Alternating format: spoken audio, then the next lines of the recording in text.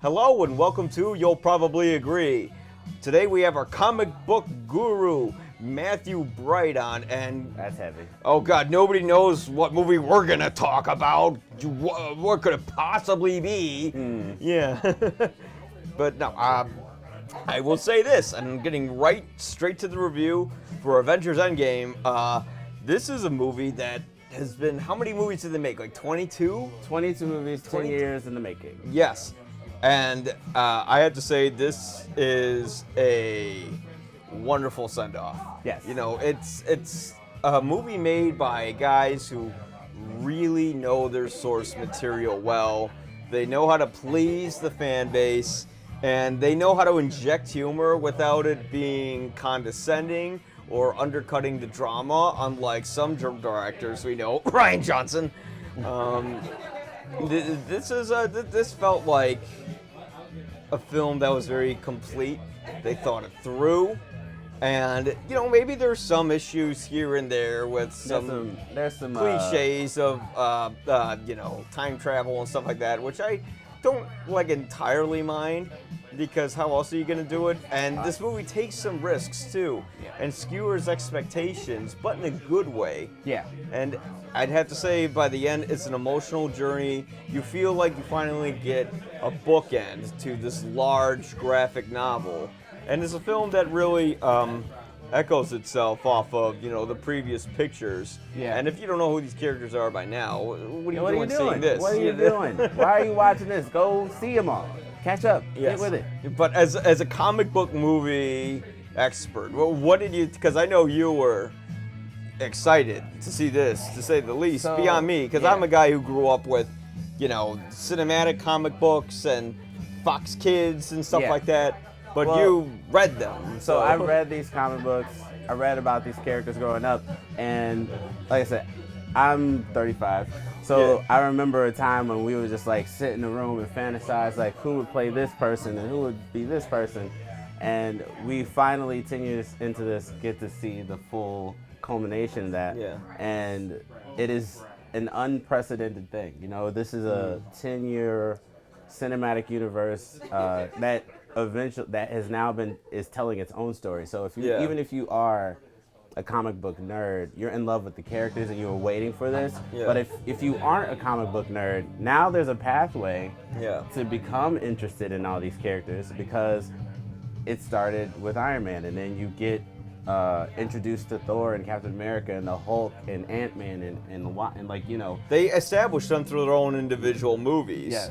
So then when you finally reach something like Infinity War, Right. you know, there's an actual emotional stake to losing these characters that we know. Yep. And then when we get to, oh, I'm gonna belch. When we get to Endgame, you know, this is sort of our big payoff. Without getting into, this is a spoiler-free review. This is a spoiler-free review, so. But this is the movie that is the love letter to Marvel fans, to everyone who invested so much time into these. They had like, what was it, 79-hour Marvel watch-a-thons? Yeah, they were for everything. So I saw a calendar from like April 1st to like now, what essential films you have to see. But it's a cinematic event that we haven't had in a while, where you had to go to the movies. Like a lot of movies recently have come out, and like there's builds for the new Star Wars film, Rise of Skywalker, and all the ones previous. There was, but this was, it just felt like you've watched all these characters grow and mature, and not just through the characters themselves, but even some of the actors. Like, if you had told me Thor, the character that Chris Hemsworth played Thor, would be when he was first cast, nobody knew who he was. Right. Like, it was like, who's Chris Hemsworth? What's Thor? Yeah. And, I don't know. And then Chris and nobody Evans. didn't like the first two Thors that much. Two Thors were. But the third one, we liked him. And by the time we saw the very first Avengers film, and then the very shitty Age of Ultron, and then we saw Civil War and everything else he was in. I think that we started to love Thor, and we started to love all these characters. Because and I think the like, I'm gonna just insert this real quick. It's like the Age of Ultron hate is because of the misuse of James Spader. There were so many people really excited to see James Spader play Ultron, and the misuse of him in that movie really let a lot of people down. Yeah. And then a lot of comic book fans who have a huge Ultron has a huge following. Ultron is the villain that seems to always come back in the comic books. Yeah. He's always living. He's always present somehow. And he was the villain of the week. And he was he was just the villain of the week in the Avengers story arc. But these characters are given a new creation. Like they are really just Marvel properties, but here's how Josh Whedon and Kevin Feige think it can work on screen. And you get just this unbelievable story of like even Chris Evans. I guess Chris Evans was fresh off of The Losers and being the Human Torch, and I was like, they're gonna make this guy Captain America, and by Winter Soldier, you're like, this was the best choice. He was. And so now you get Endgame, and you get to see the final product of not just Chris Evans, but Captain America, not just Chris Hemsworth, Thor, Tony Stark, Iron Man, the original 6. It pays off for anybody that's watched all of them. Yeah. And I think that's the greatest thing about it is this doesn't feel cheap. And the one thing you said that really kind of stuck with me is like when you're thinking about The Rise of Skywalker, and you think about The Last Jedi, here you see Disney rushing to try to put a story together. But with these, they take their time and it moves slowly where we know all these films. Yep. And it's not like DC, and I'm not trying to do a Marvel versus DC argument. Yeah. You know, I like a comic book, period. I love comic book lore, so I have a favorite. Yeah. Obviously there's a favorite. I have a favorite. Hello. Hi. It's here. What is that? What is that? This is the original 6. Oh shit. Yeah. It's who are the original 6 from an idiot like me who doesn't from an know? idiot standpoint, the original 6 in the MCU are Hawkeye, Black Widow, Hulk, Thor, Iron Man, and Captain America. And this has like Spider-Man and Ghost Rider. Because Ghost Rider didn't get in these films. No, his Nicolas Cage didn't make it. It's because he went to that Wicker Man village and they burned him to death. But this movie tells that story of the original 6. So like, don't be worried about the screen time of the characters. Yeah. Don't be like, I wanted more of this character, more of this character. This movie is about the original 6 and the culmination of their stories. Yeah. And so like in that regard, that's another place where the movie really just hits home. That's the thing that I really loved about it is that this film really is a story about the first few Avengers we got in the first movie. Yep. You know, when we had Black Widow, we had Hawkeye, we had Iron Man, Hulk, Thor. Yep. Yeah. Am I missing anyone? I don't know. I mean, there's so many characters in this movie. But those are like the original guys. Oh, Captain America. Yes. You know, I was about to go off on a tangent, but nerd tangent, but the thing is like these are the characters we knew in the first film, right? And in a way, this is sort of a bridge from the first film, where it's like, okay, we had Age of Ultron, which introduced like 1,000 other characters, you know, and then we had Civil War, which I technically think of as Avengers 3. And 2.5, yeah. Yeah.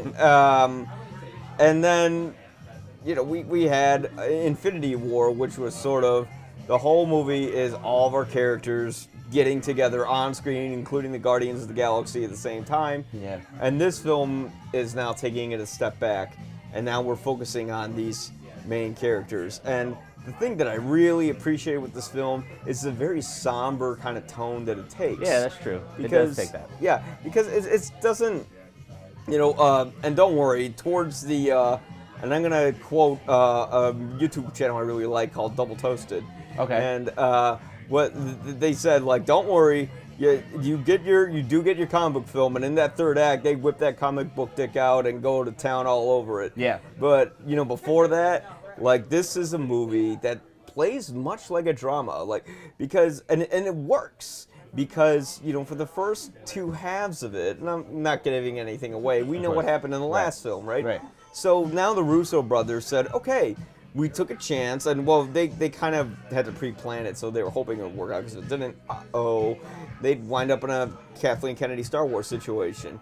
But what ended up happening is that, you know, they took a chance with Infinity War, where all of our characters ended up dying. Yep. I don't need to throw up spoilers. They literally have the spoiler in the first trailer to it when they're dusting away the title. Yep. So now they're saying, okay, well, we had this devastating ending.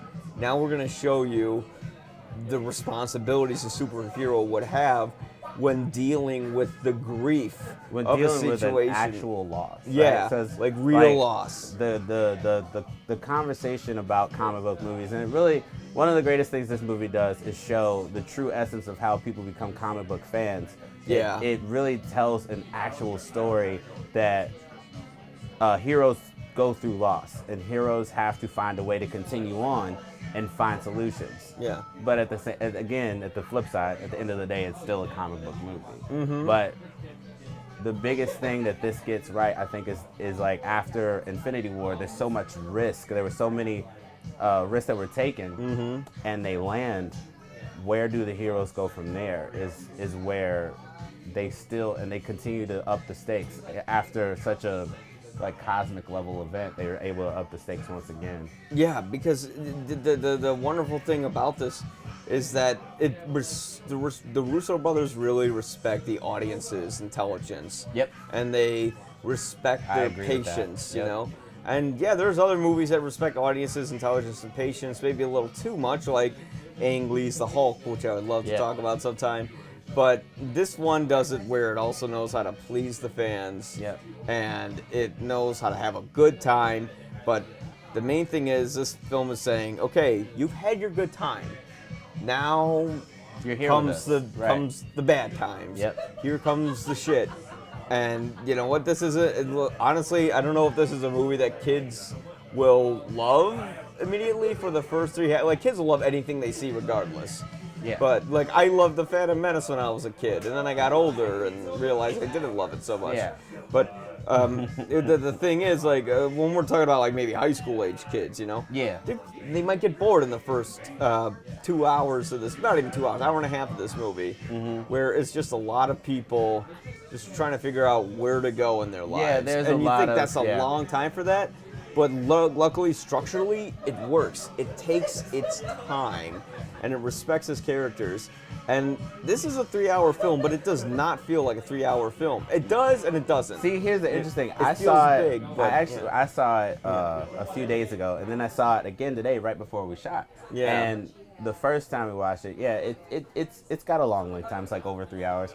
But seeing it today, it didn't have that same tempo. Like I was there, and I was comfortably immersed into the movie this time, and it felt like we flew right through it. Like, Yeah. it felt like the pacing was. I think the pacing was slow at first because I was like intense. Like I was like waiting you for want all to the see big the moments. big Yeah. the big fan moments. Right. But before you do that, Here's this. It's like, take here's it this back. Okay, pace, hang on, you know. We need to let you know that we're not gonna quickly fix everything, right? Yeah. They were like, oh, it was brilliant. Good. One of the scenes that like, when you we think do the you spoiler felt it? talk, we'll talk. You know, yeah. And because like at the end of Infinity War, I'll just talk on Infinity War's tone. Infinity War's tone was like, do you feel that? Yeah. Do you feel what Thanos accomplished? Do you feel it? Okay, now watch this. Yeah. And it's just it does. They really ingested what comic books really do for us as readers, as comic book readers. Like, we aren't there always just to see our favorite heroes dress up in their get-up and go use their powers and save the day. There's other things, there's other elements in comic books and graphic novels. And I think in the early generation of like setting Thor in motion, setting Iron Man and Captain America, we get run-of-the-mill stories because, one, I think we, for a long time, thought the general public didn't care about superheroes. And they're like, what is a superhero movie even, right? And Yeah, so I mean, every movie, every thing goes through phases cinematically, although comic movies probably this is an era now. It's been 20 years. Yep. And they've really set the blueprint for this is how you make a superhero film that doesn't feel like a superhero film that anyone if interested, can get immersed into. Yeah. It really does more than just give you lights and flashes and your heroes against bad versus good. Yeah. It really set that tone in Infinity War. Endgame did not miss a beat. Yeah, I'd like to talk. I want to talk about the second half, but there's no real way to talk about the second half without getting into. Spoiling the hell out of Yeah, it. But we can't talk about the third half without spoiling it because true. we can still talk a little metaphorically about it, which is once you get to that third half of the movie, which is kind of what everyone's really paid their money to see. Yep. You get your money's worth. Yes, you do. You know, so Yes, you whatever big moment you had in your head, big climactic battle. We know there's gonna be a climactic battle. Of course. You know, it's big. It looks like hell on earth. Yeah. With this is. can I say more? I don't. It is truly great stakes by that last act and you just like. Yes, It's and there are really- stakes in these and movies. it's That's what's really- great. yeah. We don't know. We're not going in going, well, they're going to be okay. You know, it's not like the first two Avengers where we know, you know what, at the end of the day, we know the bad guy is going to get, you know, taken care of. And we know that we don't know like which characters are going to live, which are going to die. And Yep. it doesn't just rely on that, but it relies on these characters changing in some ways that are good and some that are bad, some a little too comical.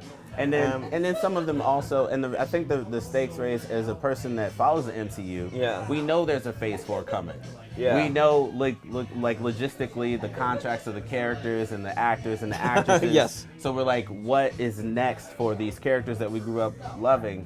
And that even because it's not like if you saw Justice League, right? That movie ends. You're not like, oh, what's gonna happen next? You're like trying to figure out if you even liked it. Yeah. Like, as with this Well, movie, when you see Justice League, like the movie doesn't even know if it likes itself. Right. It's trying so hard to make you like it, but it seems just like that guy who's in a party who doesn't fit in, who just gets like way too drunk. It's you know? I mean, if you're like, I think the thing is like, if you're immersed into this universe the way I was, the way that a lot of people are, everything kind of gets meta. There's like a lot of meta moments in the movie as well too. Yeah. We can talk about performances, right? I think we can Josh get into Brolin that. is easily probably Yeah. he's so good. He really captured Thanos, and you know, I was kind of disappointed that Thanos wasn't used as much in this movie, but I will say though, when I was looking back at the film and thinking about it, I was starting to write my review, but then I had to stop because I'm like, well, all the reviews are already out. Yeah. I can take my time and think about it, and I don't have to make that Tuesday 5 p.m. deadline or whatever. Right. You know, so what I ended up doing was I just kind of took a step back, and then I was like, you know, I didn't like Thanos, but then I thought, wait a minute, but for as little as they used him, he was still quite effective, especially in the first half of this film. And then in the third half, he kind of just does turn into like a evil, you know, villain who just says villain things. Yeah, everybody's at their last stand by the last act, so you're getting like. But at that point, it's like we know who he is, Right. and we have to remember, even if we agree with him, he is objectively wrong, yes. and he's still. You can. And the wonderful thing about villains that I didn't realize until I saw this film. Well, not until I saw this film. But like even as I saw this film, it's like, you know what? The Joker has points that he makes in The Dark Knight, and Thanos makes points that he makes in Infinity War. Yeah. But at the end of the day, even if you're right and you make some points, what you're doing is wrong. Right. And when you're doing something wrong, you're hurting other people, and in the end, you have to stop them from hurting people. Yeah, in the first in Infinity War, Thanos is pragmatic evil. Like it makes sense. Yeah. But he's still evil, and that carries on. But then by the Last Stand, there's this chaotic nature to everyone. So you kind of everybody's kind of making their last stand. He was still such a strong presence. He's still such a strong presence. Josh Brolin was great. I love Nebula in this. Nebula was great. Yeah. I mean, everybody really did act their ass off in this movie. There's Very small people. Like, there's not too many. Yeah. Like underperformed moments. Yeah, this movie, you can really tell everyone is trying so hard. The Russos are trying hard. The special effects department is trying hard. The actors, they are giving you everything. They're like, we don't know what else to possibly give you. and they're doing it in a way where they're respecting your intelligence, and they're not just, throwing a bunch of stupid references at you. And that's what works in it. And when you get to the very end of the film, it's, everyone's talking about how they cried and stuff like that. I didn't know what they were talking about. I saw it. I didn't cry, but it was very emotional. But your fiance, I am. I'm just kidding. You're not. Well, it's true. That's why they can't get me with the Soul Stone. But Ashley was telling me, your fiance, that she was crying during it, and she isn't like a big comic book fan, and that hit her, and I just thought, wow. She entered my life, and she took upon the mantle of being a comic book like nerd-ish person, and she's interested. She's always liked these films. Yeah. And but to see it hit someone who's not the fan in that way, where it's like I was crying. It's like, wow, this movie connects with anyone. You don't have to be a fan. You can be anybody and love these. Yeah, this movie is such an emotional roller coaster, and there's no way to say it. You're feeling it's a culmination of 10 years. Yeah. Like it's gonna take everybody a long time to unpack and then revisit and then really objectively see the film, because we're still off the high of it. Yeah. Because you don't ever know. Like a few months from now, the internet trolls will come on and start going, "I don't like the fact that this happened." I mean,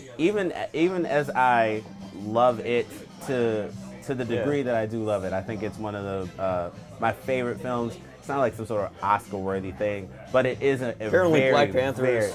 Well, don't get me started again on Black Panther. I don't know how to tell you there are bigger stakes in Black Panther as far as reaching to us. Well, there are themes in there that are actually very. They were more mature than some of the other movies. It's a very Black Panther was better than the stupid driver movie. What was it? Who cares? Made by the director of Dumb and Dumber. So if you remember any scene of Jeff Bridges having diarrhea or an old lady having her vagina reached into, that guy made a race film, and the driver's dead in that. Never mind. I gotta get off topic. Yeah. You're going that way. Come back here. Come back with us. Okay. ADD. Yeah, I think that the movie will, if it doesn't. I mean, if you are a person that's watched all these movies and it doesn't invoke you emotionally, then maybe you're like Mike. Yeah. Maybe. But the movies. I did get a little emotional towards the very, very, very end. That last scene. Of course. With bleep, and then bleep happened, and bleep happened. Yeah. I mean, there's so many nods, so many moments in this universe. Yeah. And if you were immersed in it, there's nothing it didn't. There's so many little things that didn't pay off. I do have a real issue with something. Okay, yes, let's go on to a couple. But that's a spoiler. It's a spoilery thing, but it involves Paul Rudd, and it didn't. Okay. It didn't hit. It didn't stick. And I'm still in my head about it, but they can't be perfect. Not every movie can be. Even this film, you shouldn't anticipate every film to be Empire Strikes Back or The Godfather Part 2. Yes. Which everyone or The Dark Knight. I wouldn't say The Dark Knight is as good as Godfather Part 2, but you can't hold them to that stakes. That's unrealistic. But I have to say, this movie, for this 10-year culmination of these films, really gives us something special. Yeah, I would give it a solid 9. Yeah, because, so we rate. I like if you were rated out of the old system, the old 4-star system. Okay. What would you? 3 strong stars. 3 strong stars. Yep. Okay. So why would you take the other star off? The other star is that, like I said, there's certain plot devices that I understand. I could easily give this a 4-star review, but if I was to be objective about it, because I've seen it twice now, so like the second time. Yeah. The second time has made me reevaluate. The first time you caught me, I would have said 3.5. Seeing it the second time, it didn't get worse. It's just like I critique a lot of films through writing, and then there's like I said, there's certain writing devices they use. I was like, come on. Yeah. Come on. You're going there. Even the movie saying we're not going there, and it's not even because like I said, it's Yeah. been theorized. We guess we can say it in the because here is the time travel. Yeah. It's been we knew that was part of and it's how they get to that point that I think. I remember going into the theater. I was like, really? Like that was my. I said that out loud. Yeah, like, oh, we're going. It's gonna be one of these movies. I was like, this is a great movie. This is a great movie. And that one moment, I was just like, really? And then it did. They real said quick, that magic and then word. I just went. It wasn't even a word. It was for me. It wasn't a word. It was not a word. I'm always ready for science mumbo jumbo in comic book movies because they're comic book movies, man. They're gonna throw around all kinds of just throw in the word words, quantum and you're fine. cosmic, and parallels and all that. Yeah. They're gonna throw all those big sciencey words at you. Yeah. That's what they do, and I'm not unaccustomed to it. So for the rest of the world, get used to it. Yeah. There's probably gonna be more. Yes. I would give this movie a 3.5. Okay. I would not give it that final fourth half because I didn't like what they did with one of the characters where they kind of turned him into this big punchline, which will be like this big Halloween costume that everyone's going to wear, as you said. And can you feel our spoilery review coming? Can you feel it? Can you feel it? And there was that plot device that they used that I felt like it felt like they could have maybe done something a little more creative. All right, so I might change it. I might keep it at 3.5 then, because because it's one. It's literally for me, it's two problems, and they're very, very. But exactly. But it's nothing that would make me completely curtail this film because at the end it really is a thank you. They literally write thank you in the credits, and there's no post credits scenes. Oh yeah, there's this is the one spoiler we'll give you. There's no post credit. Don't sit around if you haven't already seen it. You can pee. You can finally pee. There's $1.5 billion worth going into this that's already been made off of this. Yeah. Don't wait. Yeah. Movie ends. Go home and think about what you just saw. Unless you can read really think fast. About it. You can read everyone's name that fucking fast. Okay, man, because even if you stick around for the credits, it's so long. There's so many. Oh my god! Oh, the amount of people they had to hire for that. So 3.5.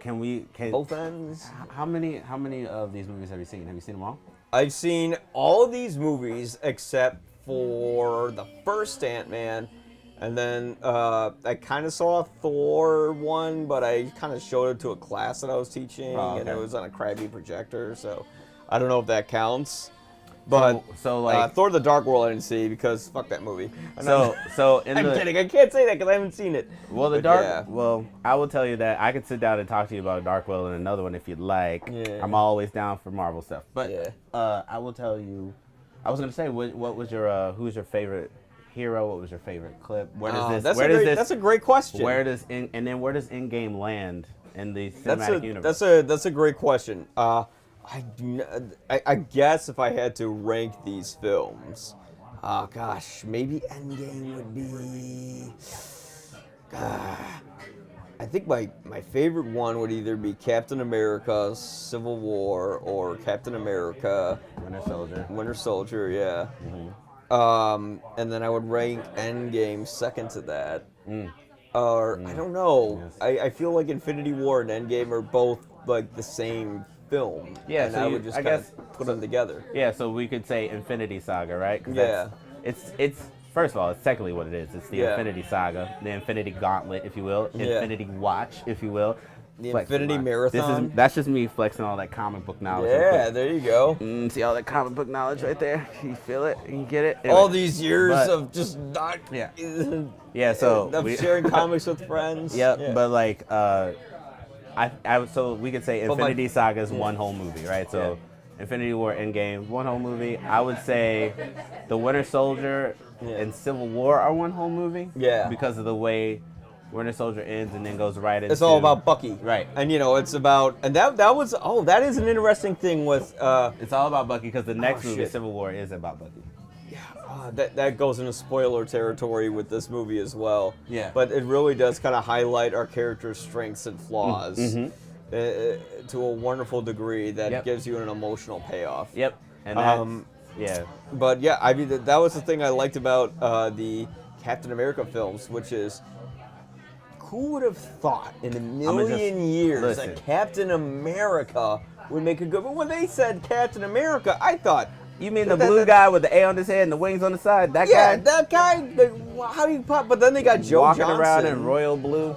Yeah, but then they got Joe Johnson to make the first one, and he was the perfect guy to do it. He made the Rocketeer, which is very much a They brought the Russos Captain on for the America. other Yeah, ones, he though. loves the 1940s sort of, and the Russos, of course. Yeah, the 1940s sort of throwback World War II era films. Yep. They really played with that with the first one, and I really thought that was an overlooked film. I just thought that was just No, I think the wonderfully first created. Avenger is easily one of the top 10 movies. Yeah, Quote me.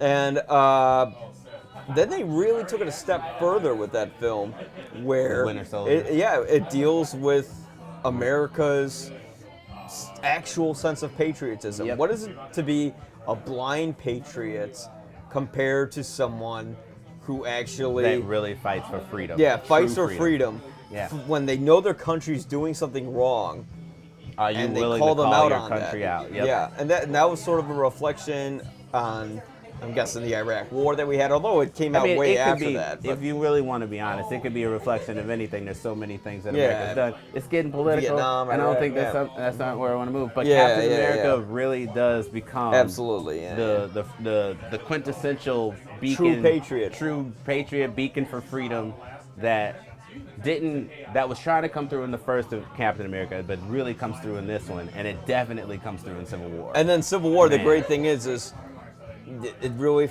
highlighted Captain America's flaws, which is, you know what? I'm a person. Yeah, I'm a person and I can't let go of old things. Yep, there's certain things. And because he can't let go of that, it ruins that relationship between Tony Stark and him. which sets the course for Infinity War.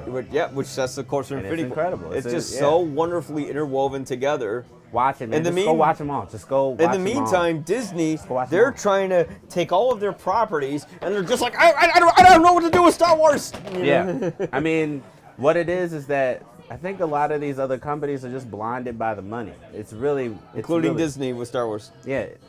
They want money. George Lucas is going, how do you like it now? And then also, since I'm on camera right now, I want to thank Stanley for everything. Yes, thank you, Stan Not Lee. just the movies. And Jack Kirby. And Jack Kirby. And Jim Starlin, who Yeah. created Thanos. Like, this is one of the best. You did something. You did it. You know, Stan Lee did it. I don't know if he wanted to touch the whole world with his property, and he did it. So, Yeah, he did. kudos to you, man. Thank you so much. You helped a lot of little dumb kids with searching for something that wasn't gonna hurt nobody. You really helped them. We appreciate that. Cry, man. And Excelsior, man. Yeah. So 3.5 stars on both our ends for Yep. Avengers Endgame. A wonderful climax. And Excelsior. Up next, spoilers. Come get these spoilers, son.